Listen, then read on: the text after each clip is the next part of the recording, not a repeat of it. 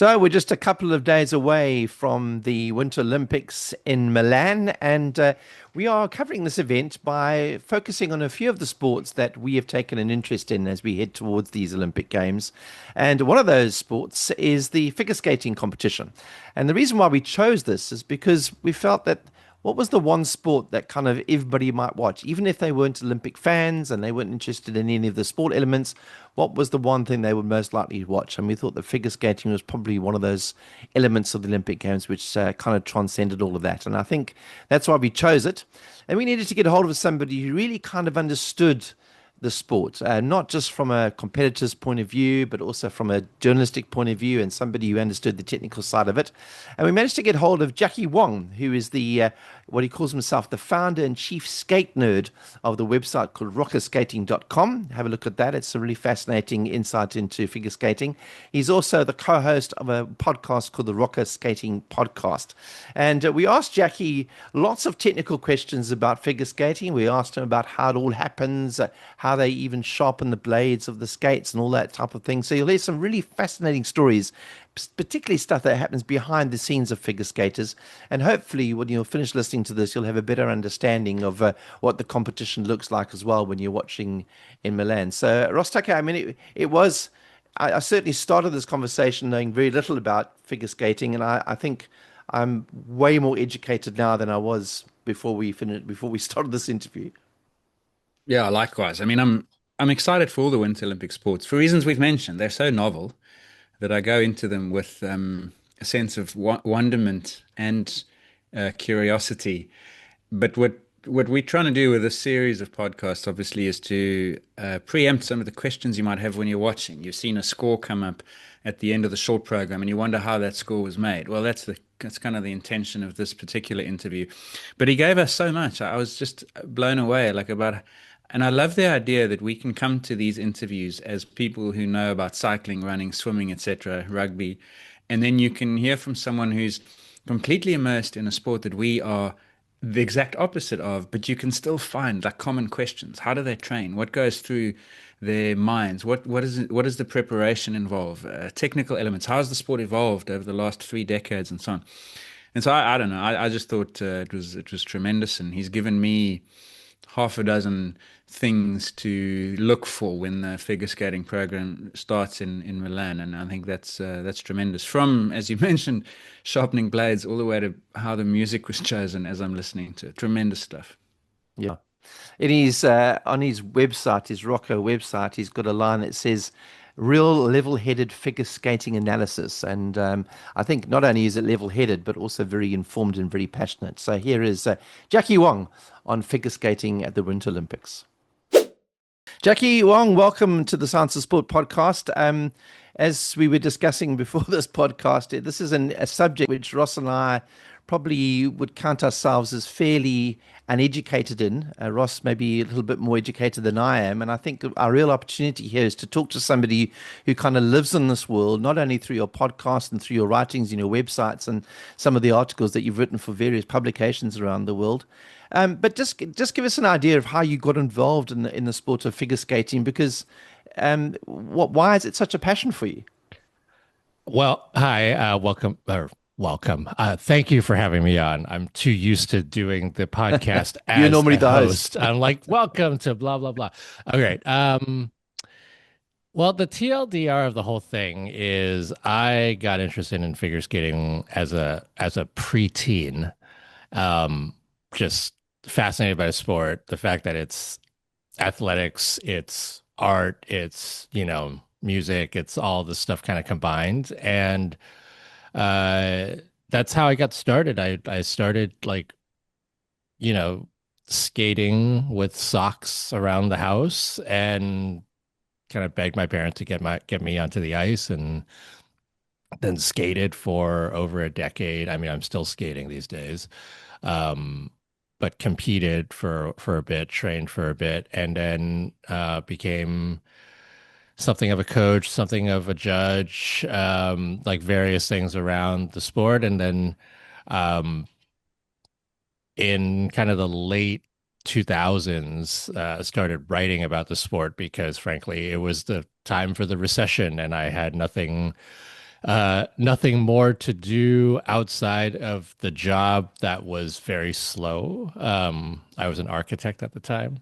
And so I started writing about the sport and realized very quickly that I shouldn't be writing like everybody else is writing because everybody else is already doing it. And so that was when live streaming and Twitter was a big thing or started becoming a big thing. And I realized there was a gap in the sport. There was a void of, all these people around the world who are live streaming random competitions and not knowing what they were seeing. And so I became the play-by-play guy and kind of it's all downhill from there, I guess. I mean, so when you say play by play, when you're streaming stuff, are you streaming competitions and then commentating over the top of those? Because I know you also do some broadcasting for various television networks on top of that. Right. So you're like a super analysis of stuff. Yeah, it's the play-by-play that I do is usually text-based, right? It's all on Twitter usually. That's 80% of my work. Hmm. And there are times when I'm on TV doing what I usually do is practice cam coverage.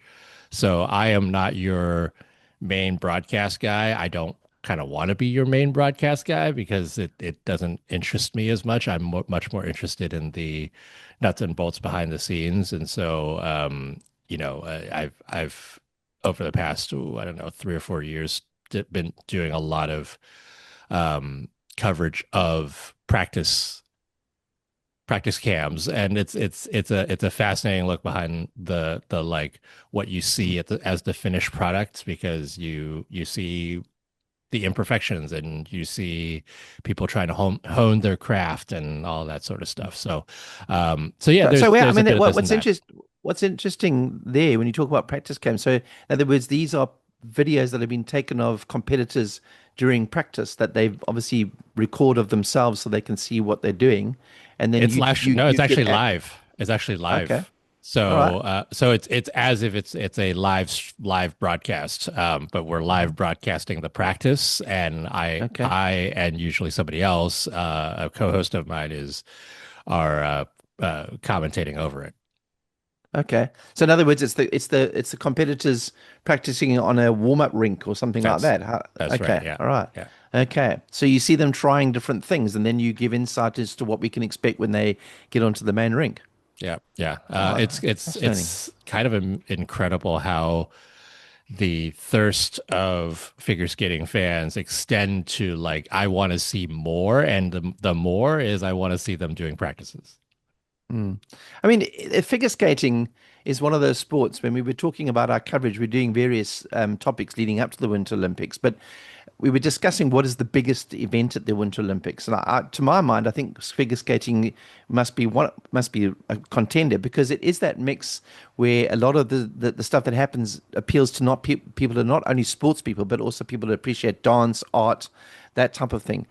Do Yeah. you think that the sport has benefited from, all these dance shows that we see on television and that sort of thing, that people kind of appreciate the artistic side to it, or is it still fairly niched unless it's the Winter Olympics when suddenly it becomes a bit more mainstream?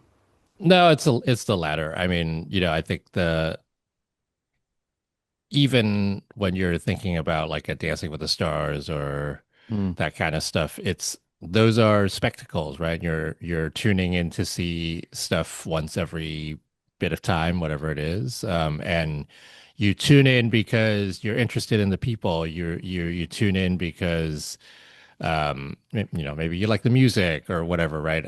It's usually less about the actual thing itself and more about the things that are around it. And I think I think for me the figure skating is similar in that sense where it's like, well, every 4 years this comes up and people understand it again, and realize that it's something that they would like to see once in a while. The diehard fans out there are watching this stuff every season, September to March, right? And over and over and over again. And the once every 4 years comes once every 4 years, and they don't usually leave that cadence.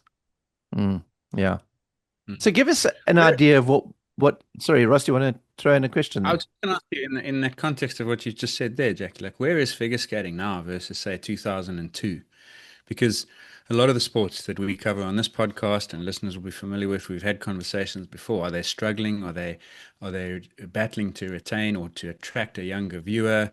Does the sport need to make certain changes and adjustments to Hmm. to the product in order to try and attract people? Is figure skating going through similar conversations, or would you describe it as robust and healthy? I would not describe it as robust and healthy. I would also not describe it as struggling. It's interesting, right? I come from a US point of view quite a bit of the time because I live in the US, and that's a lot of the coverage that I have.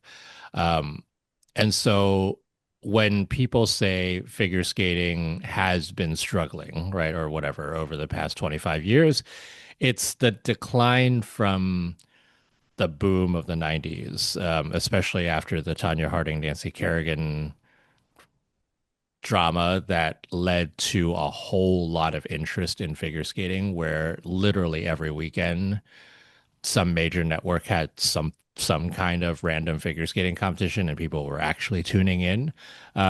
And there's a combination of that and the dominance of US athletes and all that kind of sort of stuff. But if you look at around the world, figure skating is huge in very specific places like Japan. And the Japanese figure skating community is incredibly large, and the fans are more fervent than fans in any other country in regard to figure skating. And Japan's a big country, and you've got plenty of interest there. And what's interesting is I feel like the last 5 to 10 years, the major skating federations, especially U.S. figure skating, um, the International Skating Union, all that kind of stuff, they have made changes to push the sport further for the audiences in different ways, and ways including like figuring out where to actually hold competitions so that people can come and all of that sort of stuff. And I have seen a renewed interest in the sport over the past 5 to 10 years, where arenas are filling up again. There was a time when you'd go to a world championships and you're like, oh, this is half full.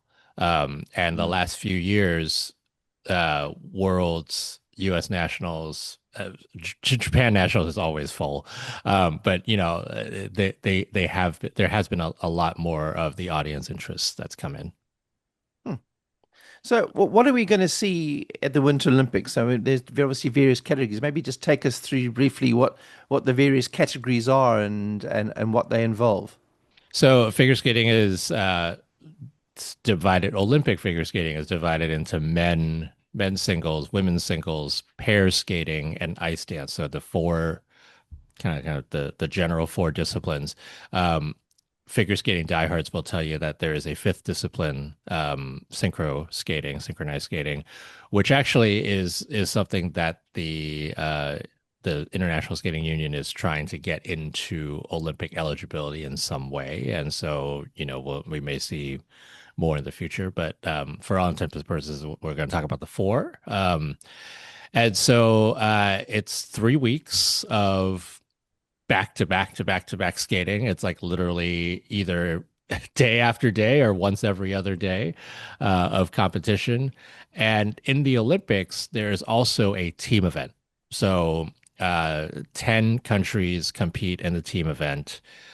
Each country has basically one entry per discipline for the two segments. And the two segments are the short program or the rhythm dance, right, for the ice dance, and then the free skate or the free dance for an ice dance. So the that's kind of how it's all separated. It's four disciplines, it's two segments each. You see two programs from each skater or each team, and you add up points, and that's how you get your winner. So just to kind of clarify what these different things mean. So I mean, I understand what men's singles, women's singles, obviously pairs, but ice dance sounds like it's the same as all the other things. How does it differ from those individual competitions?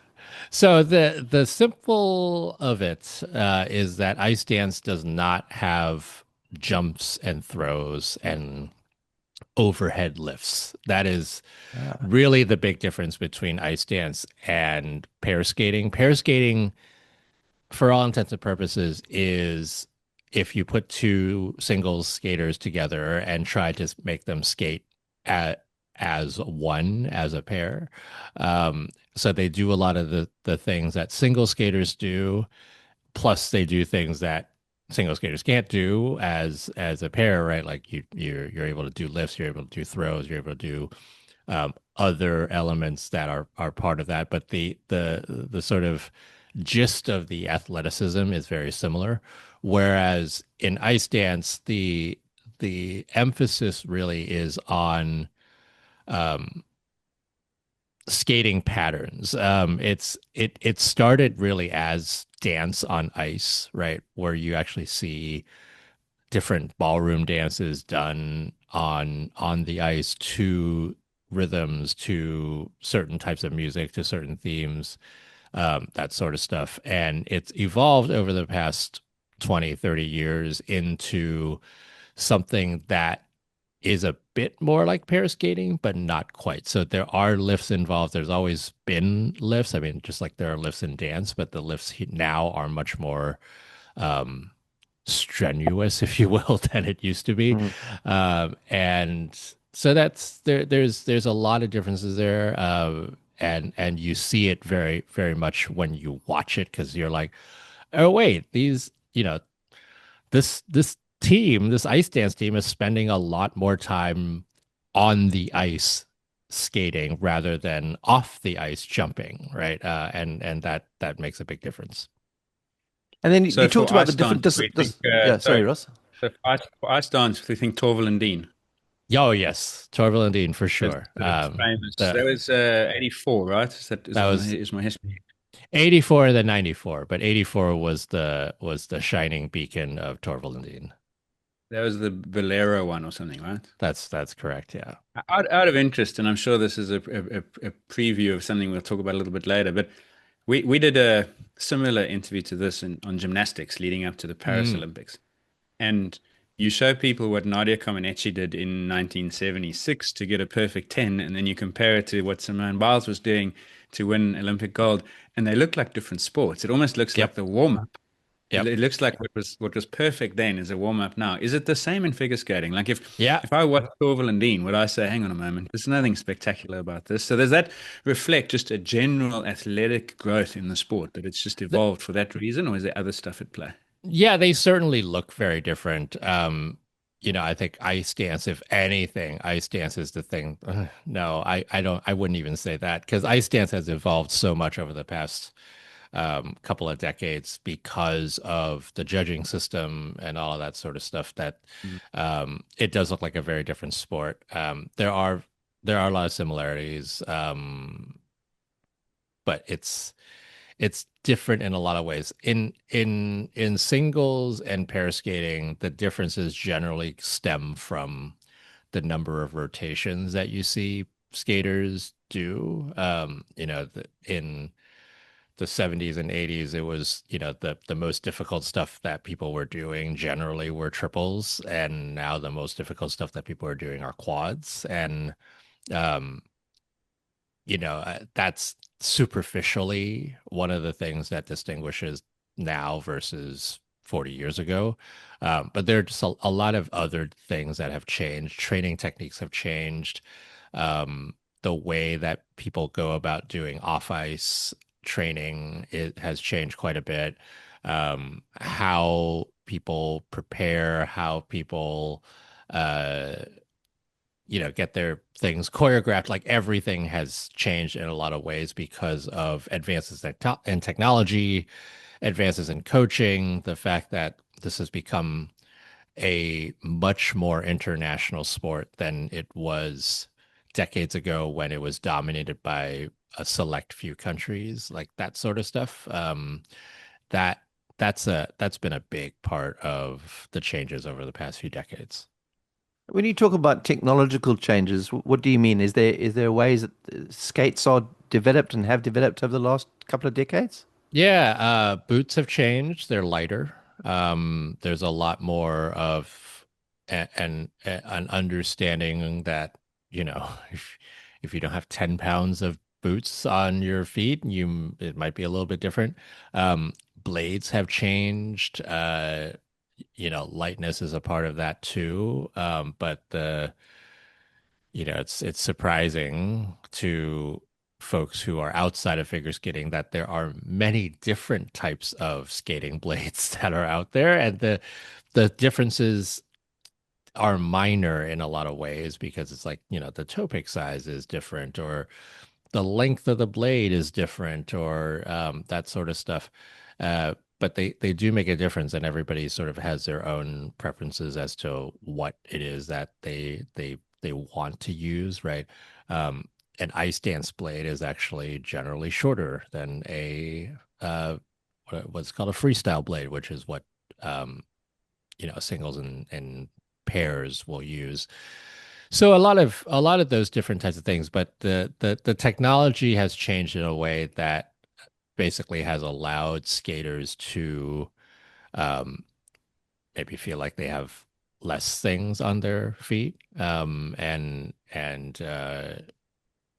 the it's a combination of lightness, but it's also things that have to do with preventing injuries and making sure that you're the basically the main equipment that you have is as stable as possible. I often think when I look at, stuff that I've seen on things like the movie Blades of Glory and that sort of thing, where you see guys sharpening the blades and that. I mean, does that kind of that sort of stuff happen, or do you have to sharpen the blades? What is the skill around that, or do you shine them up? How do you look after your blades to make them premium? So blade sharpening is an art, and there are people who like when I was growing up skating, it was like you only go to this person to go get your blades sharpened because otherwise they're going to ruin your blades. It really is Hmm. um, a matter of precision. Blades have, despite it being like kind of this one thing, there are actually two edges on a blade, and there's something called a hollow in between. It literally you hollow out the middle of the blade so that you get Hmm. the outside edge and the inside edge. Um, the blade itself has what you call a rocker, which is a curvature along the longitudinal side of the blade that is actually it's not flat to the ice, right? And most of the time, you are on the ball of your foot while you're skating. You're never on like a flat blade because there's no such thing as a flat figure skating blade. If you're on a flat skating blade, you are toast. I So suppose so then you're a the speed skater, aren't you? yeah, I think Yeah. that's that. The whole speed skating thing is you want to have your blade on the ice as Mm, much of the time as possible. It's a mm, very different thing in figure skating. mm. Um, so skate sharpening is huge, and some people are very superstitious about it. Not surprisingly, because they're athletes. Um, but that's a huge thing. But also, when you are not on the ice, you actually take care to make sure that your blades are not uh, in touch with things that are not ice. So, you'll see people get off the ice and put on these plastic things or rubber things, and those are called skate guards. And you have to make sure that generally you're not meeting blade to rubber, right? Or blade to whatever it is. Like blade to concrete is like you are completely just people will gasp. But the way that people do blade and skate management is very specific, and you gotta make sure you wipe them off after you skate, you soak them with soakers, right? Like they're like terry cloth things so that they get the moisture out. Like you don't want them to rust, all of that sort of stuff. It's all part of it. And to what extent is it regulated? Is there enough play in the regulations? Like you spoke about a curvature along the sort of longitudinal plane. Like if you're looking at a blade from the side, how much further off the ice is the front part versus the middle, for instance? Is it It's milli regulated at half a centimeter or it's what's the Yeah, it's millimeters. There are no regulations as to like the blade lengths or the rocker and how all that stuff goes. As far as I know, it's actually a curious question that I've never seen anybody be like, oh, this person is outside the regulations on their so and so. I don't think that there is anything like that, but but you know nobody has figured out a loophole around the traditional blade lengths and curvature and all that stuff that's given them an edge. So I don't think until somebody believes that they have done something like that, it's not going to happen. I assume that based on what you've just said, an expert figure skater knows when the blade hasn't been looked after right. They can feel it. Oh They're yeah. so in Oh, touch, so in tune. But when we watch the Winter Olympics, can we safely conclude or assume that blade maintenance is not decisive to the result? Or even at that level, could you get it wrong one day and suddenly that's the difference between a podium or not? so it's surprising. I've seen um, skaters in competition that somehow they run over something on the ice or um, they accidentally didn't put their guards on after the ice and they hit something and there's like a nick in the blade.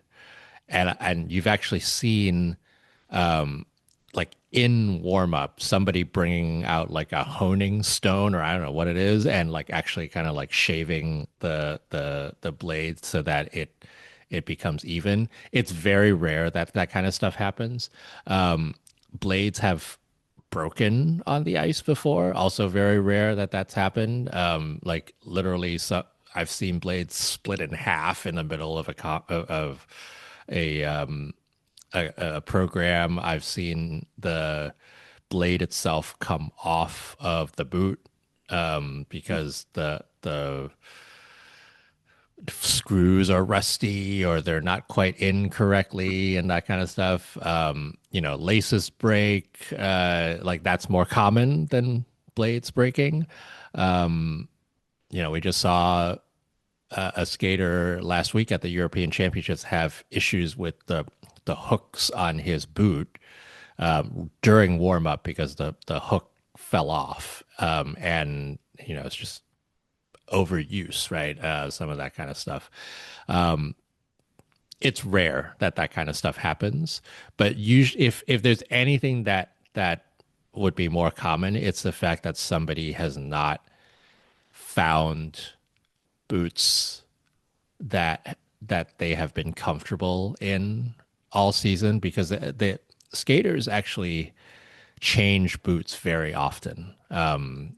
And an elite skater will generally go through a couple pairs of boots a season, and so if you somehow don't jibe with the current pair of boots that you have, even if they are the same ones or if they are custom fit for your feet or all that kind of stuff, it really messes with your timing and messes with a lot of stuff. And then it becomes a mental thing too. It's like, okay, is it me or is it the boots? Is it and then you got to like figure all that stuff out. So I imagine that fitting's then critical because I mean, are people things like orthotics and that sort of thing quite common to make sure that boot fits They pretty are. much spot on? They are. There's all kinds of stuff that happens. This is part of the skate technology thing. It used to be that custom boots were very much like, they measure your foot and you do all this stuff. There's still a lot of measuring of feet.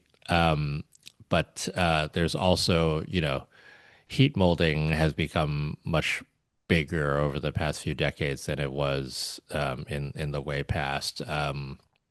you know, where you want your support is also very important. Ice dancers want their support in different places than freestyle skaters want their support. You know, you generally, as a freestyle skater, are less concerned about how your ankles are feeling in your boots, whereas ice dancers use their ankles, like their ankles are such a huge part of how they generate power and how they do their stuff, that a lot of ice dancers actually lace their boots um, lower than freestyle skaters do. So there's a lot of those types of things that um, happen with boots that are very specific to skaters and also very specific to the individuals themselves trying to figure out what it is that they're most comfortable with.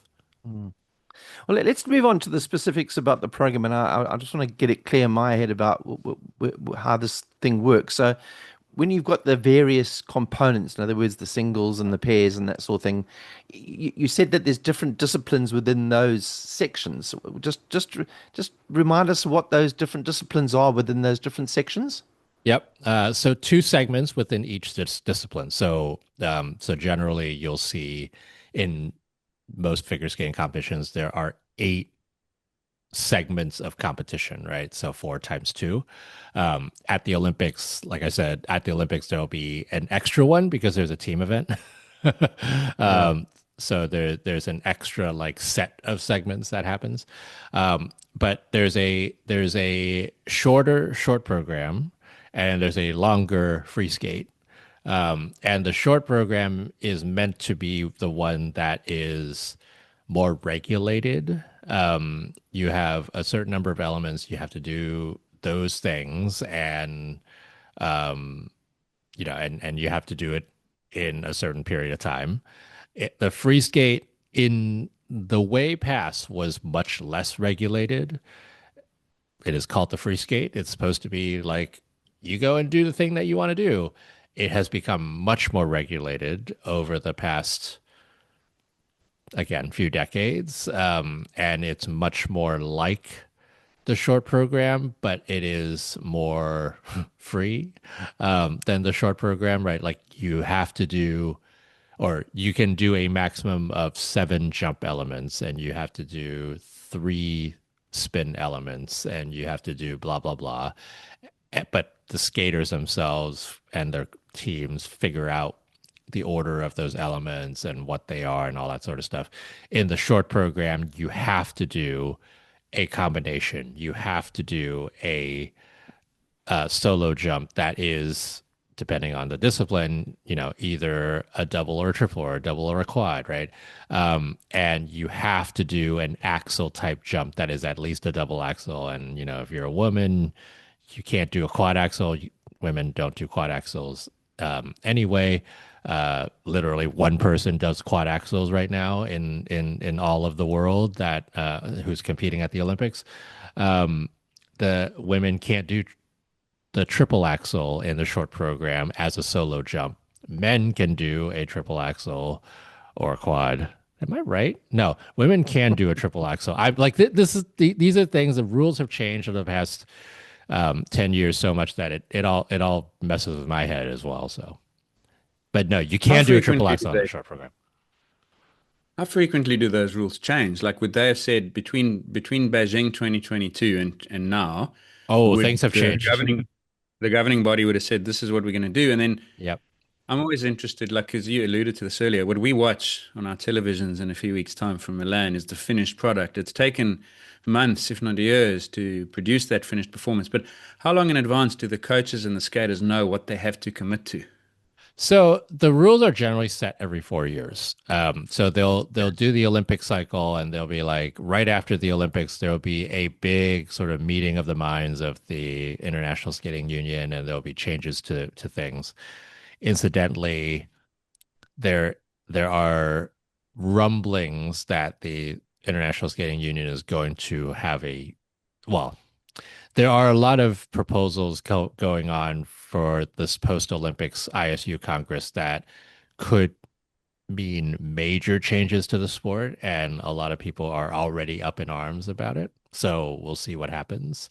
Um, but every 4 years, there's usually a rebalancing of something, right? They've seen this happen over the past 4 years. They're trying to like make sure the sport, the integrity of what the sport should be is continuing in some way. For example, after the 2010 Olympics, there was a whole thing around how uh, folks thought that the technical side of skating was being not rewarded properly. And so after 2010, there was a whole rebalancing of the base values of these jumps, and then kind of spurned the most recent quad revolution. And then I don't know, it was 2018 where they were like, no, this has gone too far. And so we're gonna rebalance the elements there. So there's a lot of this and a lot of that, and usually happens every 4 years. There can be slight changes that happens during the yearly Congress, but it's rare that you'll see major Mm. changes that happen with the sport. It's much like gymnastics, right? They also go through a once every 4 years sort of uh, re-look at everything, and so figure skating does something similar. All right. So Yeah, let's say, for I was instance, actually going to ask. I'm Sorry, yeah, Russ. I was actually going to ask you that. Sorry that to speak over there. I was trying to gesture that I wanted to ask something. To clarify, you said earlier in the short program it's a certain duration. Is that duration always the same? Am I right in saying it's 90 seconds No, it is much more than 90 seconds. It is 2 minutes 40, it's 2 minutes 50 seconds, give or take 10 seconds for the short one, for the short program. Yeah. The free and then skate the is long four one? minutes, The free. 4 minutes. Okay. Okay. Um, yeah, and then I was just going to ask because you mentioned gymnastics. Like I can recall, gymnastics has gone through its scandals in scoring, and Oh they try yeah. to solve that by effectively codifying elements, right? And that's what you were talking about. The jumps have got a base score and so forth.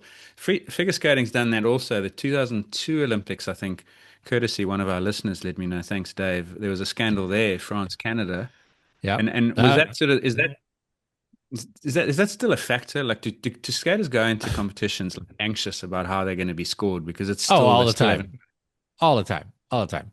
Yeah. As much as we've tried to make things objective, there's a lot of subjectivity in the sport.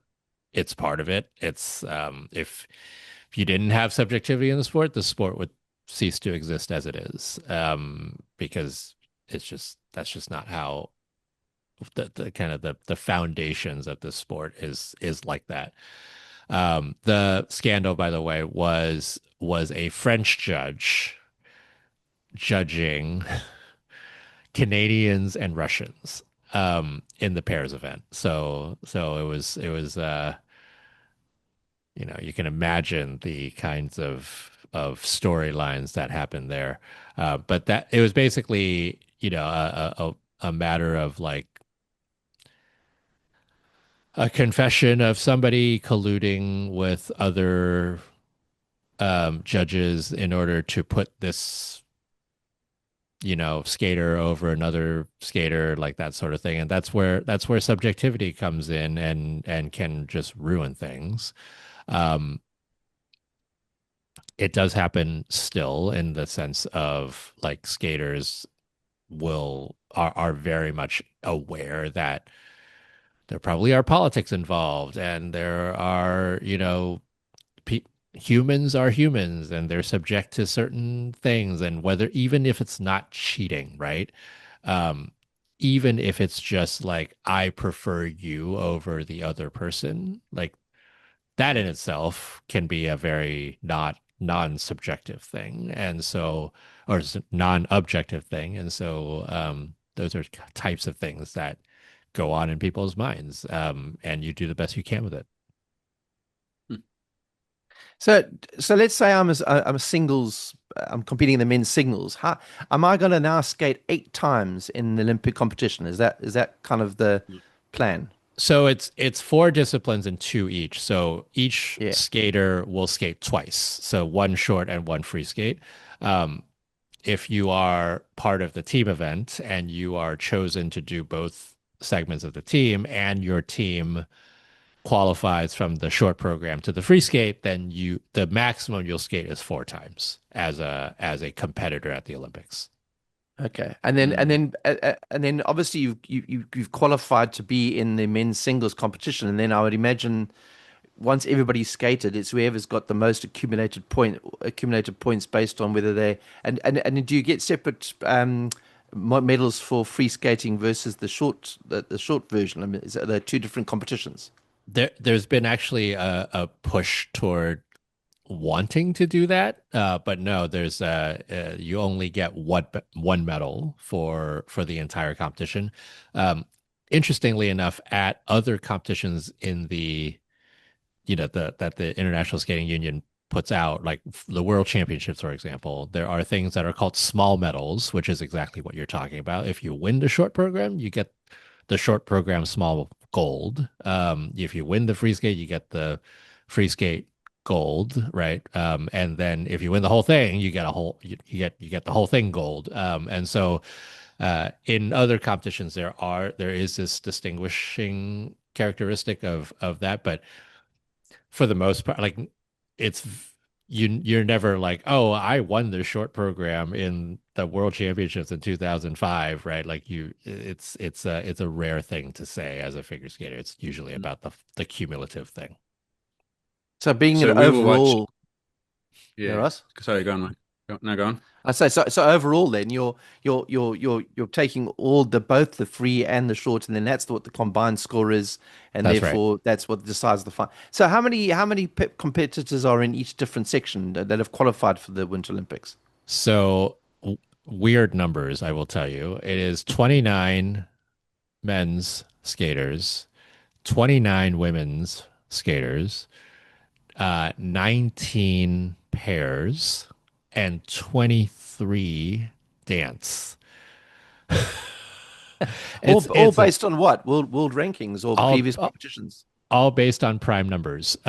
No, they are all incidentally prime numbers. Very interesting. Yeah. Um, the There are a couple of ways to do it. One, so there are two competitions where you qualify spots for your country for the Olympics, and it's again capped at those numbers that I just told you. The first one is the World Championships from last season, so that qualifies the majority of the spots, and then the second one always happens in the fall of the Olympic season, where there's a certain number of spots left to be qualified, and the countries that have not qualified a spot to the Olympics from the World Championships get to go and try to qualify a spot. And then uh very inside baseball, but like there's a whole thing from last year, this past Olympic cycle, where there were countries that qualified a number of spots but didn't totally qualify all those spots, and then they get to go and finish qualifying the spots. I won't go into like the nuts and bolts of that because it'll take a while, but there's also that piece of it, that's part of that qualifying competition in the fall So are you Mm. qualifying spots for your country for your versus country. qualifying so in other words, if Canada or Japan have qualified three athletes in the men's competition, is it three athletes or they can choose any three? They should choose any three that they want. Okay. So So so they would typically have their national champs and send the top three there, that right? Like that's what US has done. yeah, Or yes no? and no. It is typically the top whatever number of spots that you have in your national championships, but um, a lot of the countries have taken a stance of doing a selection criteria for their Olympic teams, and really their all of the teams of championships that are at the end of the season, where they take into account the quote unquote body of work for the entire season, or more. And every country does it a little bit differently. There are countries that are like, yes, it's literally just the national championships. There are countries that are like, we're going to add up the scores from your nationals and this one competition that we're going to send all of you to. There's, the US, Japan, Canada, most of the big countries will say we're going to take the national championships at a very high weighing or weighting. And we're going to then also look at the rest of your season. So, like, if you bombed your entire season and you just happened to do well at the national championships, you may not get a spot, right? Because the whole point is how do you maximize your country's chances of getting medals? And if you're inconsistent as heck and you can't be relied on, it becomes a very different kind of ball game. And, people think about it differently. So to give us an idea of what the entourage of a world-class skater looks like, because obviously they would have a coach and that type of things, but maybe we can move on to the sort of technical side of things. I mean, Yep. how do they choose their music and how do they, you talked about people who sharpen their blades. I mean, give us an idea of the team behind an Olympic skater. Yeah, I mean, it's crazy. It used to be that you had one coach and maybe you had a choreographer. Your coach might have been your choreographer, and that's kind of it. It has become very different. There's usually a coaching team. The different hubs of skating around the world have these people who work together, right? And so you usually have your main coach. And sometimes you have a jump coach. Sometimes you have a basic skatings coach. Sometimes like you work with a bunch of different people on different aspects of your skating, but you usually have like a main coach that is the person who kind of goes with you to stuff and is your main point of support. You usually have a choreographer. Sometimes you have two choreographers. Sometimes you have one for your short program, one for your free skate. Sometimes you're not satisfied with the choreography you've gotten, and you go have a different choreographer in the middle of the season. Like there's a lot of different kinds of things. Those are usually not set, right? Like they usually are different by season, depending on what the skater wants to do or what their team wants to do. You've got mental health coaches, you've got nutritionists, you've got physios, you get a whole team behind you that is about all the stuff that's not on the ice or preparing you for being on the ice, right? Sometimes you have dance trainers. Sometimes you have, Pilates coaches, like whatever it is that you require as a skater to do all that stuff. And a lot of times, skaters will train in these hubs where you have access to all of that stuff. And so, the big hubs these days in the US are in, Irvine or in Colorado Springs, that sort of stuff. And you see a lot of the skaters sort of like congregate around these areas because of the resources that are available. Colorado Springs is big because the U.S. Olympic and Paralympic Committee is headquartered there, and so basically the national training center for Olympic athletes is in Colorado Springs, and so you got all kinds of stuff that is there that you're able to take advantage of. Um, Music, what is there a team? I mean, I'm interested to know, for instance, if I'm watching figure skating, if they're playing a Taylor Swift song, it's going to be more popular than a classical music piece.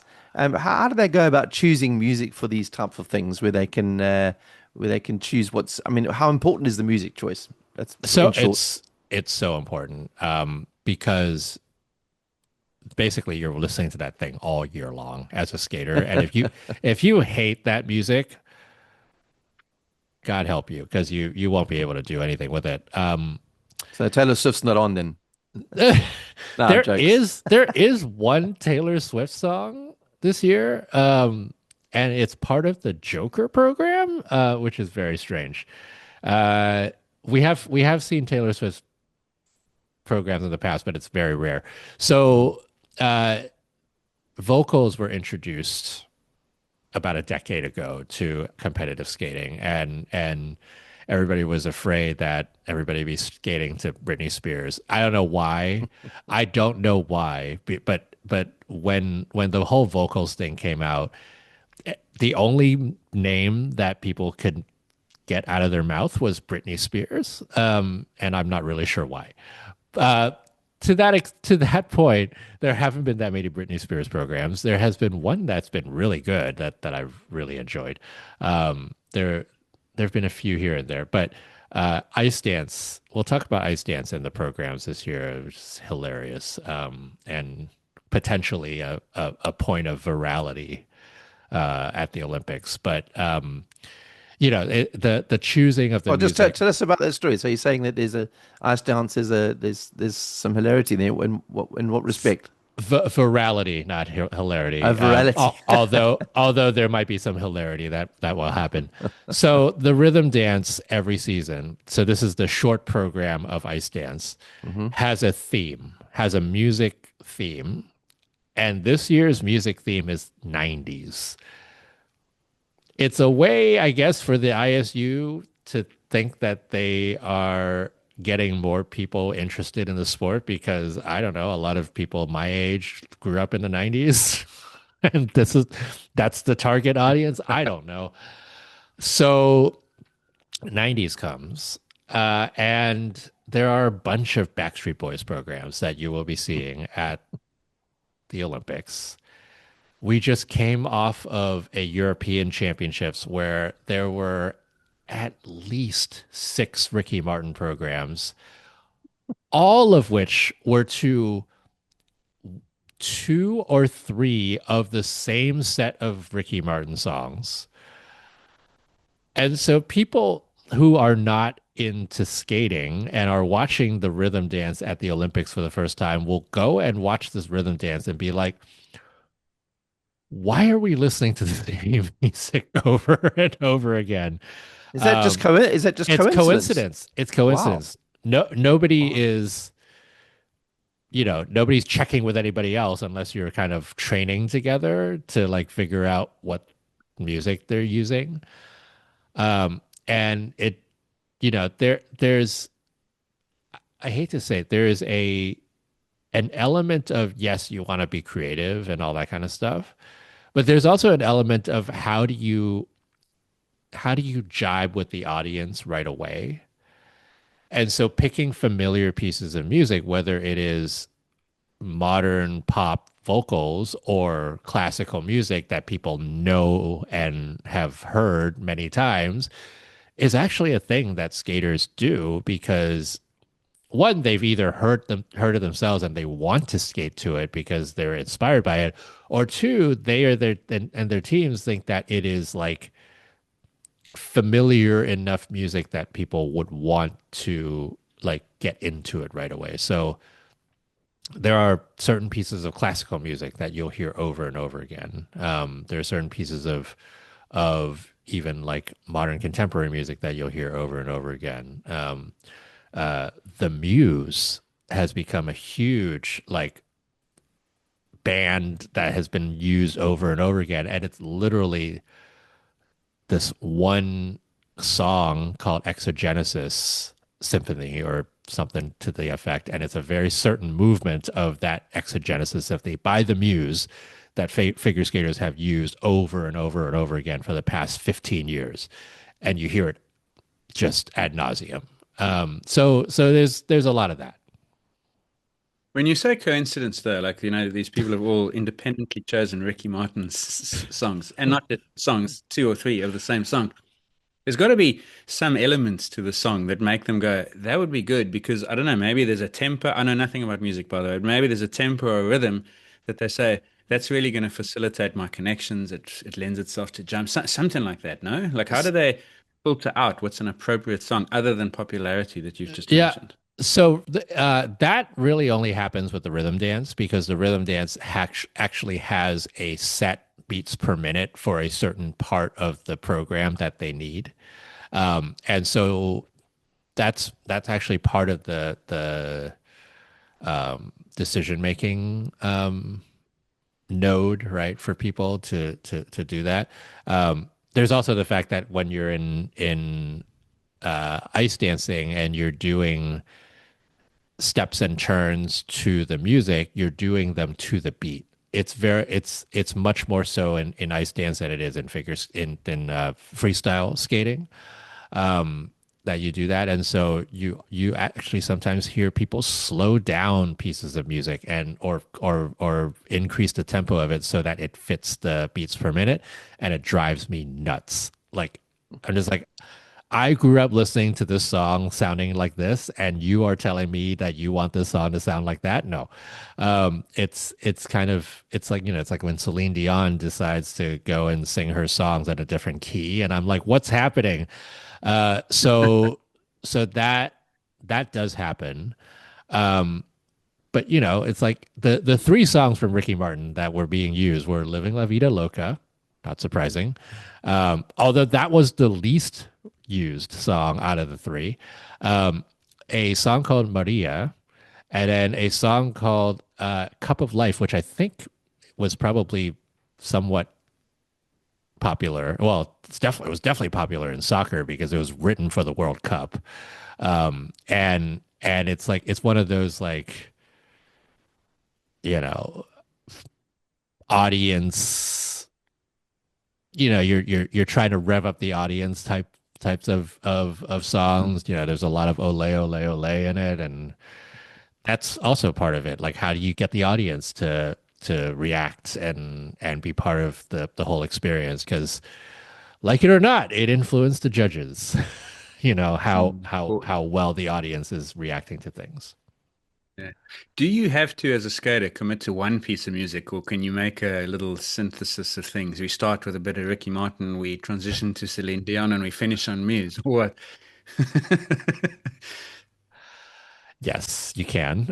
There's a lot of that happening as well. My Again, very inside baseball, but one of the things that drove me nuts was this one ice dance team that went from La Bouche, Be My Lover, to Destiny's Child, Say My Name, to Backstreet Boys, Everybody Backstreet's Back, to Spice Girls, Spice Up Your Life, all in a matter of 3 minutes. And I'm like, tell me you didn't grow up in the 90s without telling me you didn't grow up in the 90s. Because if you're a 90s kid, you would never mash up those four songs. Like, they are from different eras of the 90s. They are completely different in vibe, all of that sort of stuff. Um, but yeah, no, that happens. That happens more than you would like it to happen. And, and then my sort of last music-related question. I was watching some of your recent US championships. I think Amber Glenn won your US women's title. Yep. Yep. And I Yep. watched her do she did, speaking of 90s, Yeah. Madonna, right? Like a Yeah. prayer for This is thought program. 80s Madonna, though. 80s Madonna. Ladies. Will she do the same song in Milan? She will. Yeah. So because you've spoken about actually they'll do you mentioned they're going to listen to it for the whole year. So if they didn't start out hating it, they may finish the year hating the song. But how many times would a skater do the performance before we see them on the ice in Milan? Like, and is it generally one performance per season, or do some skaters go and say, actually, no, mid-season we're going to switch things up and do something new? So a little bit of all of those. There have been skaters who have changed programs multiple times. There's an Olympian from Japan, Kawamura, who's changed his free skate 3 times this season. Um, Either it didn't work, or he wasn't feeling it, or the music rights weren't there. So music rights has become part of the discussion as well, stemming from a lawsuit from some random cover band in 2022, 4 years ago, for a piece of music that was used, and they wanted to be paid for it, and so they sued NBC because they were Wow. broadcasting it. And so the last 4 years, there's been a lot of consternation around clearing music and getting the rights, all of that sort of thing. And actually, one of the Canadian ice dance teams is going to have to switch their Prince rhythm dance to something else because Prince has not, or the Prince's estate or whoever it is has not cleared it to be done at the Olympics. Um, so yeah, so all of that does happen. To your point, to your question around how many times they'll do it in a season, usually skaters will compete their programs 3 to 7 or 8 times before the like season ending events. So there'll be competitions from September to January. That will be international events and then national championships. And then the year end like championships happen. So Europeans, four continents is happening right now. The World Championships will happen in March. The Olympics for this year is happening in a few weeks. Mm. And so at that point, they will have had 3 to 8 or so competition experiences. Um, they will run their programs probably daily, sometimes more than once a day. And so to the point of you gotta like your music. You're listening to this stuff all the time. And then, sorry, this is, I said I was going to ask one more, but now you've just triggered another two. Yeah. You spoke earlier, like you would go sort of almost, I'd call it broadcast adjacent. You're filming them on the ice, potentially practicing this and so on. Do the skaters have to permit you to use it? Because maybe you're the first person to reveal which music they're going to use. So when I'm doing that, I'm at a major competition doing that. Okay, So so it's so they will have revealed their music already, and frankly, it's not up to them because they are now practicing on competition ice.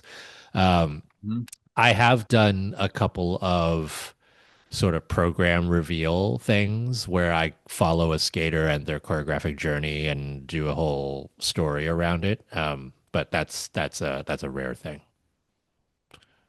But it's really interesting because by the time they go to Milan now, they've submitted their music, and I'm guessing they've submitted already what they're going to go and do on the ice. Like, Yeah. so do the judges have that? And in the Yep. same way, when you watch it, you know exactly what's coming, right? Oh yeah, totally. So Yeah, you're yeah. watching, so you're watching a completely different thing to what we're watching. Where I'm surprised by everything. You're never Yeah. surprised. You're looking to, No, you're I looking to am I am confirm what is rarely meant to happen. surprised. I am rarely surprised. And, I have watched and covered figure skating for long enough now that even the programs themselves, I am rarely surprised about because, skaters have patterns that they do things in, and, there are certain ways that they will skate. When I am surprised and pleasantly surprised, that's when I'm most, that's when I'm happiest because it's like, oh yeah, you're bringing something interesting and new to the table. Now, you said at the start of interview with you that you've done a bit of judging, and I think this is an in part of it that I don't really understand. But when you're looking at different sections of the competition, there's obviously an artistic section and there's a technical section. Just give us an idea of how that is scored and Yep. how those scores combine for a final score. Yep. So there are two marks. There's the technical element score and there's the program component score, what used to be called technical and artistic. So shorthand, it's kind of the same Mm. foundation. The technical score, it used to be that everything is 6.0 or anything below that. And you put those two together and you figure out what your ordinals are. And then that's how you figure out your winners. Um, the judging system that was instituted after the 2022 Olympics made it such that the technical element score is broken down into the actual elements themselves, and each of those elements have a score. And so a triplets, for example, has a score of 6.0, coincidentally, 6.0, 6 points as the base value.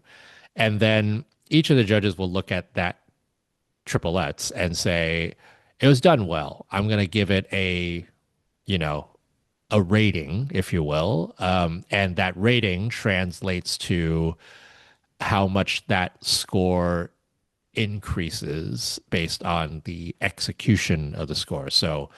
Um, so, so it's the ultimate score of an element is the base value plus its grade of execution, right? And the grade of execution can be positive or negative. And so all of that, right, all the jumps, all the spins, all the step sequences, and so forth, are then added up together, and that's your technical element score. And The do the judges have things to watch for it? So when that person goes on the ice, they know what they're going to be looking for on a sheet of paper before the person's even started dancing so or yes, performing. everybody submits a technical element sheet, where they will tell you this is the order of elements that we're doing. There is a technical panel that is separate from the judges, so they don't judge. They look at the program. They say this element just got done, so I'm going to enter that into the system. Everything is done electronically, and so everybody will then see, oh, a triple Lutz was just done, and I'm going to score this thing right now. And so that's how it all works. There is a panel that calls the elements as they are happening, so that the judges themselves don't have to be like, oh, was that an element, or like, should I have called that one, or is that illegal, or that sort of thing. Um, so then you have that, and then the program component score includes something called composition, which is how the program is put together, something called presentation, which is frankly presentation, like how well you skated and executed the program. And then something called skating skills, which is how good you are as a skater, like your power, your ease of movement, your edges, how much of a klutz you are, and are you tripping over yourself, like that kind of thing. And those three marks then add up to a program component score, and then you add those two marks up, and you get a total score. And what's it out of? In other words, when we're looking at it, what's a good score? What's a bad score? What's the maximum score? Oh, that's so hard to say because it's different for everybody.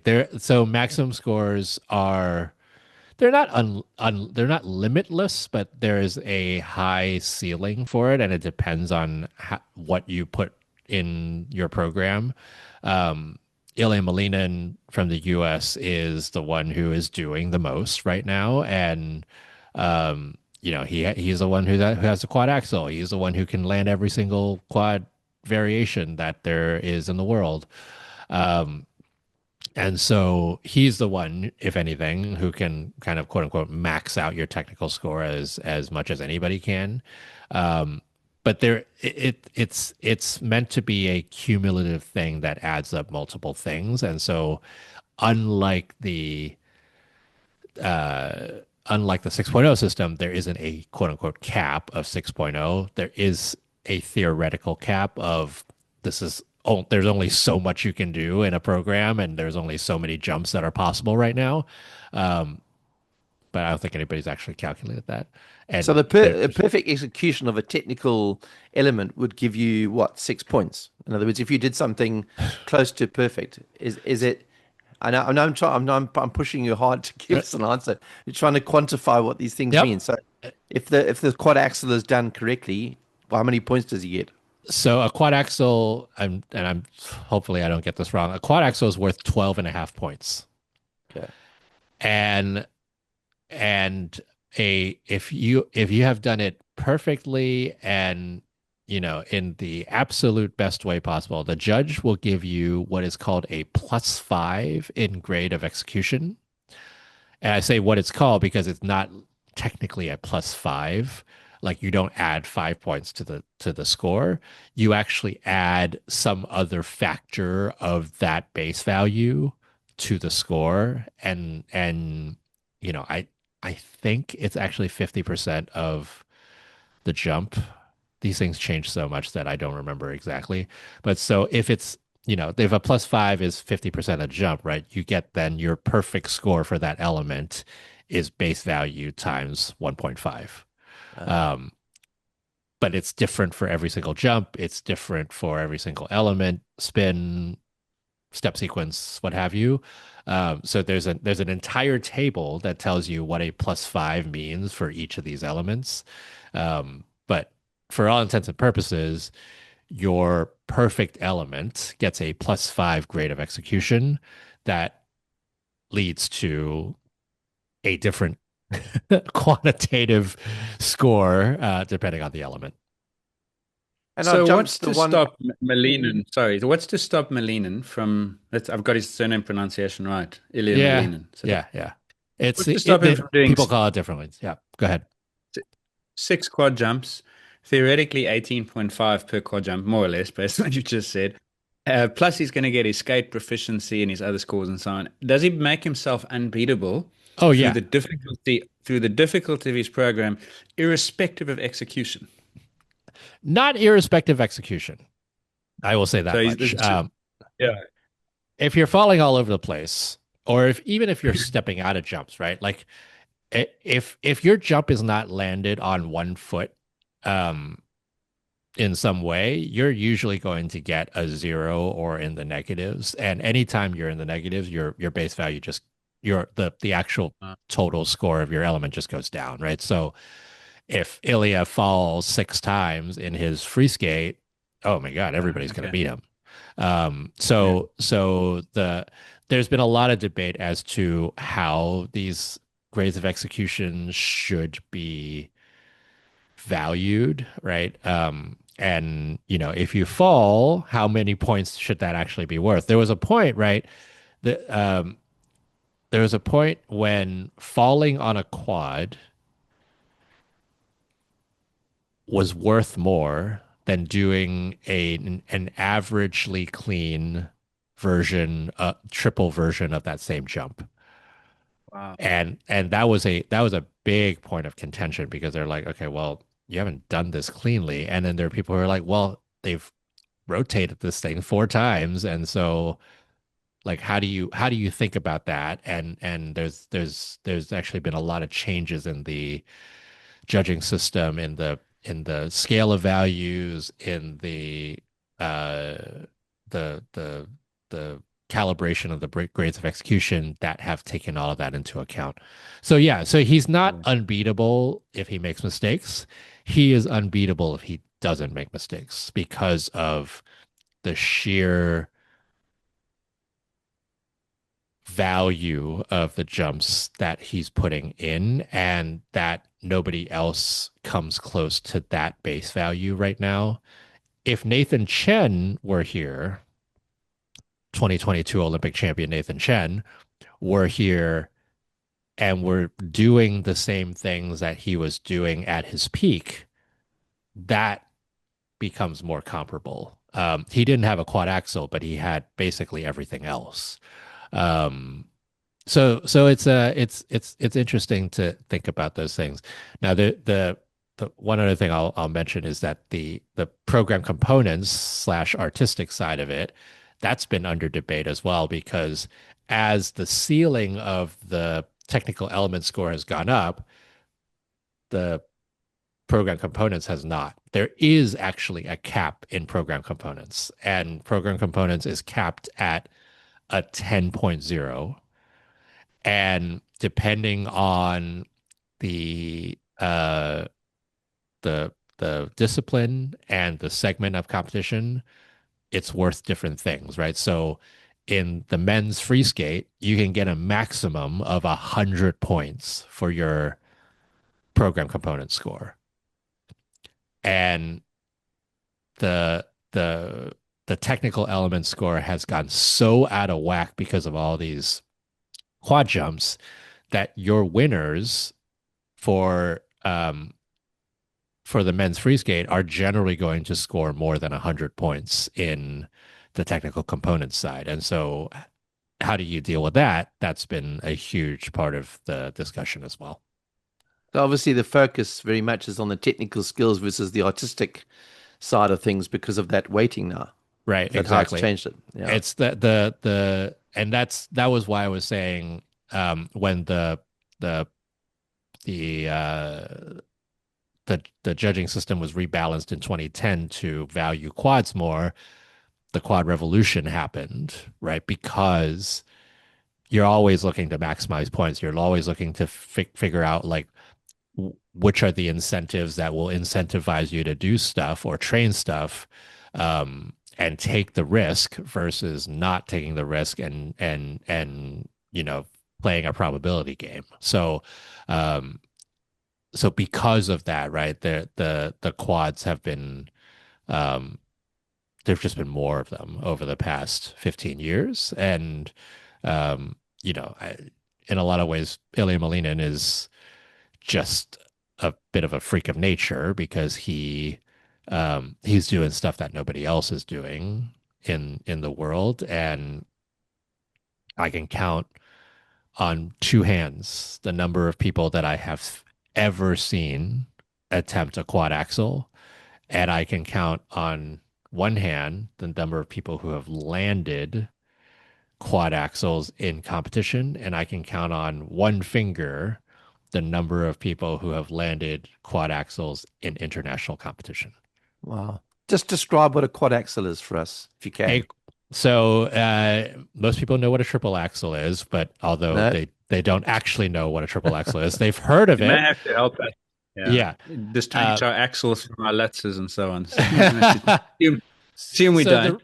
the reason that triple axles are or axles themselves are so like I don't know, fawned upon by skaters and commentators is that unlike all the other jumps, when you say a single Salchow or a single toe loop or whatever, you're doing generally one revolution as a jump. An axle adds a half revolution to it. So when you're doing a single axle, you're doing 1.5 revolutions. Double axle, 2.5. Triple axle, 3.5. A quad axle is 4.5 revolutions. So Wow. it makes it that much more difficult than everything else because you are literally adding a half revolution to what you are calling a quad. It's a quad and a half. Um, so uh, it's up until 8, 9 years ago, 10 years ago. Um, Most people would have thought that a quad axle was impossible for the near future. Um, People have endeavored to go and land on the moon, but just haven't gotten there. And then here comes Ilya Malinin in 2022 being like, hey, here's a quad axle, and lands it in practice and films it. And it's like, oh, there's a quad axle.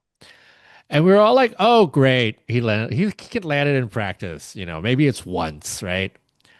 And then he comes to competition and just lands it over and over again. I mean, as a figure skater, when you learn a new jump, it is so difficult for you to put it in a program, do it in front of people under pressure, right? And to be able to do that. Everything is a numbers game for figure skating, right? It's you never land your jumps 100% of the time. And so it's a matter of like, what is your trust in the probability that you're going to put this to your feet in, the 4 minutes that you have here. And Ilya has now landed that quad axle multiple times in competition. And so for me as a figure skating observer, the fact that anybody has landed a quad axle in this time period um, is crazy to begin with. The fact that he is landing it consistently is mind-boggling. Um, and of course, we were saying this kind of thing about quad lutzes and quad flips and quad toe loops and stuff over the past few decades. But the axle, because of that extra half revolution, just feels like a different tier. And what Um, is it? What does it take for him to do that? Is it speed, Mm. strength? What are the physical attributes that have allowed him to do that? In other words, what's special about him? a number Yeah. of things. Speed is part of it, but he's not. It's not like he's going into it with like the most amount of speed ever. It's always a balance. Um, the actual jump itself is important, right? So the mechanics of getting off the ice and getting off the ice in the right way and all that stuff is important. Um, Ilya Malinin has a way, and frankly, the this new generation of skaters has had a way of um, getting into a rotational position that skaters in the past just haven't. And it part of this is the type of training and how skaters get used to rotation as a kid that has changed so much over the past few decades. Um, there's a lot more work off ice around um, quick twitch movement, right? And getting yourself from one position into another very quickly in a way that allows you to rotate. There's just been a lot more of that and an understanding of how that works that has allowed these quad jumps to flourish and flourish in a way that's a lot less dangerous than it used to be, because if you looked at quad jumps in the 80s and the guys were starting to do those, it was just literally people being like, I'm just gonna fling this jump out there and hold on for dear life and try to see if I can land it.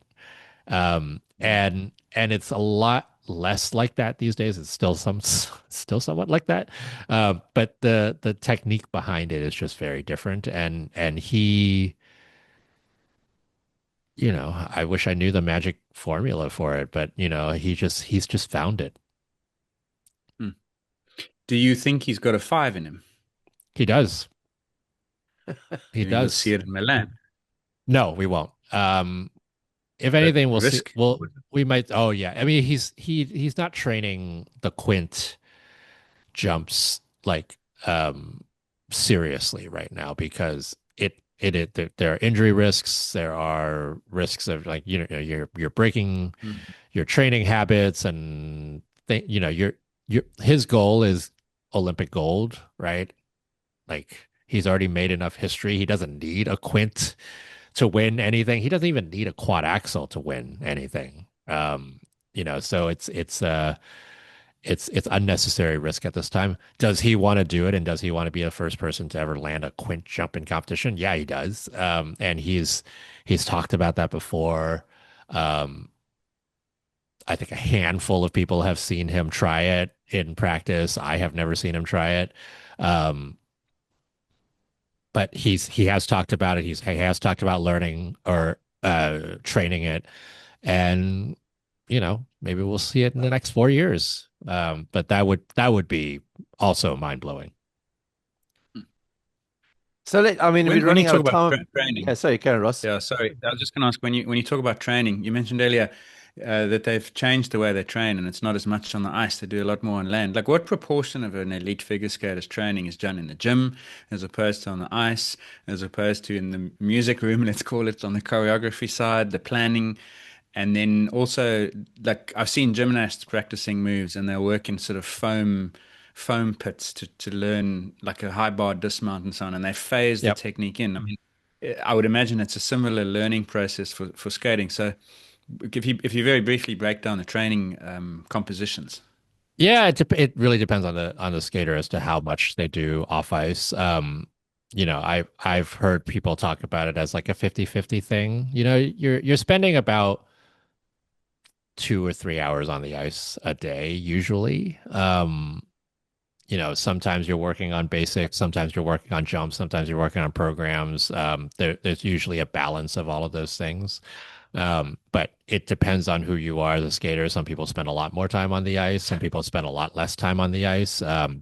Also, it depends on age. Like that's a big piece of this. Talk about Deanna Stellato quite a bit as the paragon of being in your 40s and being a world elite figure skater. I mean, she won um, her pairs world title at the age of 40, Hmm. or 41. I don't know. Like it's and in this modern age where skaters are very young, right? And so that's that's been a thing. Like recovery has gotten huge in figure skating. There never used to be any thoughts of like recovery, that maybe like stretching and stuff, right? But like not actually physically taking care of your body as much as they are now.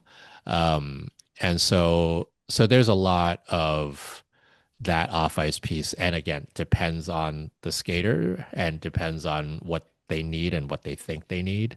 But, if you ask Deanna Stellato what her off ice is versus her on ice, she would tell you she's like doing 80% off ice because Wow. she just spends so much more time doing recovery than everybody else does. Yeah. Training. Just Mm, just mm. just give us an idea of who we can watch out for. I mean, we're not running out of time, but now, but Yeah. we talked a bit about Ilya Melanin, but the women's singles, who are the big favorites there? So the women's singles is a little nuts because the US and Japan are both sending pairs. They're the women, the US and Japanese teams are both sending women to the Olympics who all can win a medal. So that's six people who can win medals. That does not include all the other people who can win medals. And Hmm. so it's the women's event is actually very deep, um, including there are two Russian skaters who will be skating as neutral athletes, one in the women's event and one in the men's event. And the one in the women's event has a shot at a medal. There are a few other people who have shots at a medal. So the women's event will be interesting. There's, Kaori Sakamoto as a three-time world champion, Alyssa Liu as the crazy comeback story of having retired 4 years ago and then come back last year to win worlds, just like in her first season back. Um, there'll be triple axels. There'll be all kinds of things that will happen at the Olympics with the women's event that will be very interesting to see. Um, for the men, it's Ilya Malinin versus the world in a lot of ways. But there's also, to the point of the ice is slippery and you still have to go out and skate. There are skaters out there who are more than capable of winning if Ilya makes mistakes, right? Yuma Kagiyama from Japan is probably the one who is the biggest challenger to him and has been over the past few years. But the men have been notoriously inconsistent over the past 4 years. And so if we see some great programs there, we're thankful because there's a high probability of mistakes because of these high risk programs that these guys are putting out there. Um, the pairs event can be anyone's game. I think last I counted, 7 or 8 pair teams could win a medal there. Hmm. Just like, and it's the one that is frankly the most varied in terms of countries represented who have a shot. You got Japan, you got Germany, you got Georgia, you got Italy, Hungary. China won it in There's Beijing, all didn't it? kinds of things. Huh? Didn't, didn't China win the pairs in Beijing very China heavily? sure did, and they will be back. That the Olympic champions from 2022 came back this season just so that they can compete at the Olympics here. They're not the favorites here. They haven't, frankly, had enough time to train. But you never know with the pairs because they're also putting out some high risk stuff out there and could be a thing. And an ice dance for me, it's a competition between three ice dance teams for the gold. It's from the U.S., the reigning world champions, Madison Chuck, Evan Bates, the Canadian champions, Piper Gillis, Paul Poirier, and then a surprise entry this year of Laurence Fournier Beaudry and Guillaume Cicerone. Guillaume Cicerone was the Olympic champion in ice dance 4 years ago. And there's an added element of his former partner Gabriela Papadakis having just released a memoir that talked about their partnership and feeling mentally not great with Guillaume Cizeron, and so that's part of the narrative as well, and also all kinds of other things that I won't get into here on this podcast because that'll be another hour of talking. So just, I mean, just to kind of summarize, and so I understand exactly what you're saying, all of these competitors that we know, when you talk about six medalists, it actually all comes down to the execution because we know, you know what they're going to do, and everybody else knows what they're going to do. It all comes down to like if they all do it better, then they're going to be the medalists. That's why you know that the contenders are out there. It's like it's an open book. It's Yeah. just about well, you execute on the day. Generally, yes, for sure. But it also is about like what difficulty they're bringing out there as well, right? Because if you bring in higher difficulty and you make a couple of small mistakes, you're still going to beat the ones who are bringing in lower difficulty and making no mistakes. So that's it's all that kind of risk and reward play that people are looking at. And obviously, at that level, it's about taking the most risk. I mean, you're pushing the limits of your ability to be able to get a medal. Yeah, that's a lot of that. Yep. Yeah, yeah. Jackie Wong, it's been absolutely fantastic chatting to you. I didn't think we could talk about this for an hour and a half, and I probably think we could probably talk about it for another hour and a half. Oh, There's so there's many more. questions there's so many questions we still had we shouldn't get a chance to go to. But thank you very much for your time. And I do think when the Olympics is over, maybe we should have a chat with you to kind of talk about what happened there. I think it's been absolutely marvelous, and I certainly will watch these Olympic Games with way more knowledge than I had an hour and a half ago. So thank you. Happy to be here. Thank Are you. you going to go over? Are you going I to go to will. Milan I've first? I'm heading out there in 9 days.